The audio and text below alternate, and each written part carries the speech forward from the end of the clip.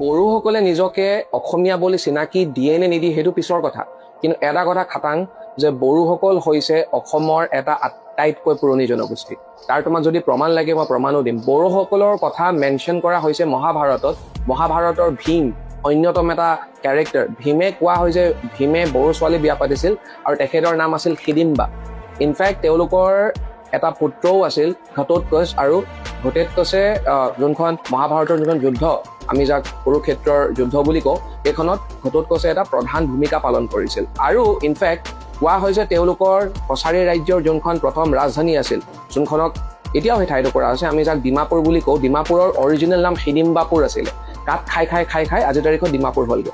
তাৰ উপৰঞ্চি আমি যদি চাওঁ, উজনি অসমত এনেকুৱা ঢেৰ নৈ আছে যোনবিলাক নৈৰ নাম ডি শব্দটো দি ষ্টাৰ্ট হয়, মানে ডি শব্দটো দি ষ্টাৰ্ট হয়, আৰু ডি হয় তোমাৰ এটা কছাৰী শব্দ, মানে বড়োসকল কছাৰী ফেমিলিৰ এটা পাৰ্ট হয়। সোণোৱাল কছাৰী হওক, বড়ো কছাৰী হওক, ডিমাচা কছাৰী। এতিয়া যদি মই ডি আৰম্ভ হোৱা কিছুমান নৈৰ নাম কওঁ, ডিক্ৰাং, ডিবাং, ডিখৌ, দিহিং, দিচাং, তাৰপিছত তোমাৰ ইনফেক্ট নৰ্থ বেংগতো আছে।